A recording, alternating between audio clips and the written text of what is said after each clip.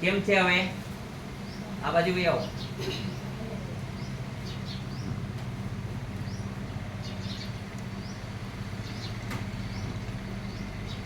કયું ગામ તમારું? જામનગર. કેમ છે અત્યારે? કેમ છે? શું તકલીફ હતી? ચિકનગુનિયા તાવ આવ્યો 6 મહિના હજી હાંધા દુખે. બરોબર છે, હાંધા દુખે 6 મહિના થઈ ગયા.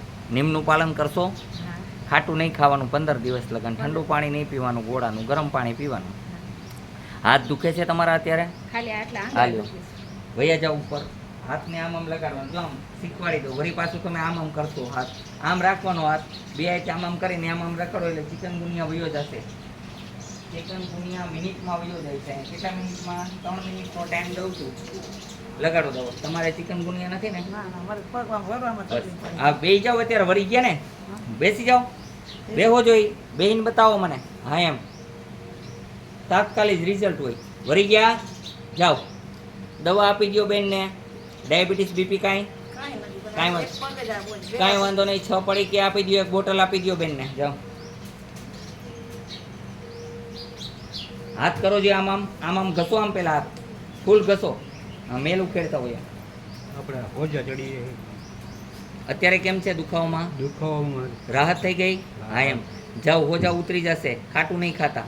હો, હળદર વાળું દૂધ 1 ગ્લાસ રોજ પીવાનું. ઊભા થઈ જાઓ બેન. કેમ છે હવે? આમ જુઓ જઈ. બંધ થઈ ગયું અત્યારે? ઓછું થઈ ગયું ને? હાવ જાઓ. નિમનું પાલન કરશો તો ચિકનગુનિયા નહીં રહે. નિમનું નહીં પાલન કરો તો મારી જવાબદારી નથી. બને ત્યાં સુધી અમારી મદદ એવી હોય કે હાજા થાવ. જાઓ, બોલો બોલો બેન. બોલો બેન શ્રી. બોલો ને, તકલીફ હોય બોલ. બોલતા બોલતા વિચાર કરે છે. એમાં શેની શરમ? શરીર છે, શરીર રોગી થવાનું જ છે. રોગી અને નિરોગી બે વસ્તુ બને. એટલે નિરોગી બનાવવું જરૂરી છે. રોગ થયો છે એને દૂર કરવાનો. ઘર છે એમાં કચરો થાય કે નથી? એમાં આ જીવન છે. આ શરીર છે એની અંદર કચરો પણ થઈ શકે. ઉભા થઈ. શું નામ છે આપનું? શું કામ છે બેન?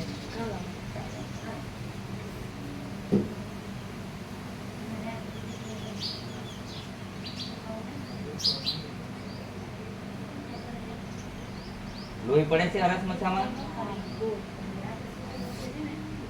દવા લીધી હતી આપે કાંઈ?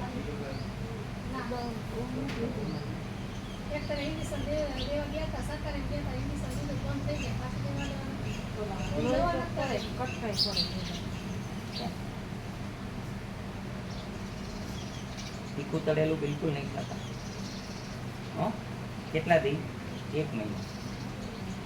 જોજી કમરમાં કેમ છે? જીવો એ સાચું બોલવાનું, બિલકુલ એક ખોટું ન બોલતા. હાવ સાચું થવું હોય તો. કેમ છે? સારું થઈ ગયું છે અત્યારે? જાઓ, તમને આ બેનને રસ મચ્છાની દવા આપજો. રસ મચ્છાની દવા આપજો અને 6 પડીકી આપજો. અથવા 1 બોટલ આપજો ને. પડીકી ના આપતા તો ખાલી 1 બોટલ આપી દેજો. અને રસ મચ્છાની દવા આપજો. ખોલો ને, પગ ખોલો બેટા, પગ ખોલો. આ પણ વાંધો નહીં. લાવો, એ બંધ કરી દો. એમણે બોલ કેમથી બંધ કરી દો.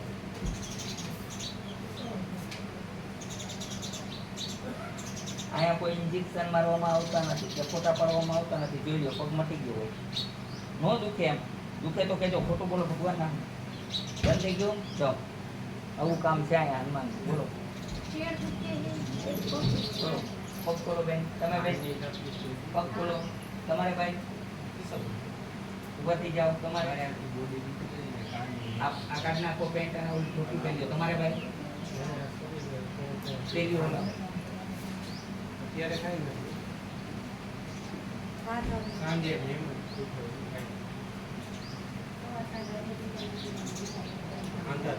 આ ભાઈને ફિશરની તકલીફને આપી દેજો હરસ મચ્છાની દવા. તીખું તળેલું કમ ખાઓ. એમ કીધું સાવ મટી જશે. મહિનાથીનો કોર્સ કરવો પડશે. અત્યારે તમને પીઓ એટલા દીની દવા આપશે. દવા લગાડી તમે નથી લગાડી ખોલો પગ ખોલો બેટા દીકરી પગ ખોલો ચાલો બોલો જય હનુમાન આ ઈલાજ કરે છે હનુમાનજી મહારાજ લગાડો દવા બેસી જાઓ ભાઈ પગ ખોલો ને ઉપર બેસો થોડાક મારા ભગવાન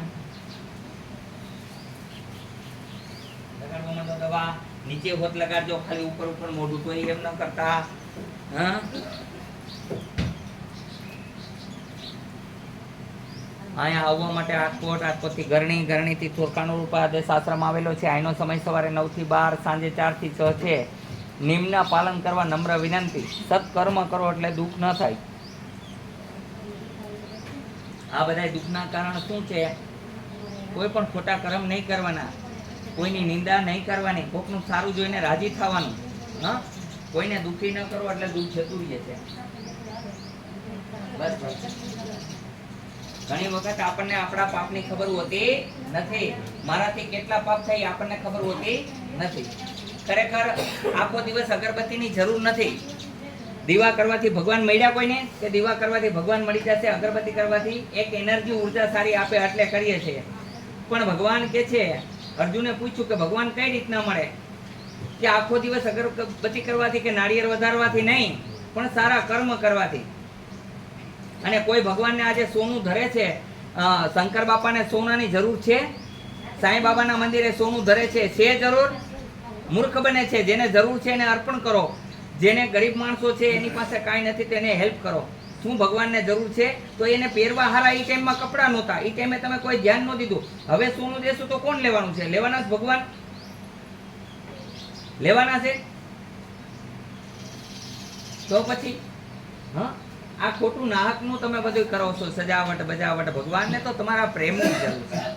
તમારા કેટલી જાતના બજરી જાતના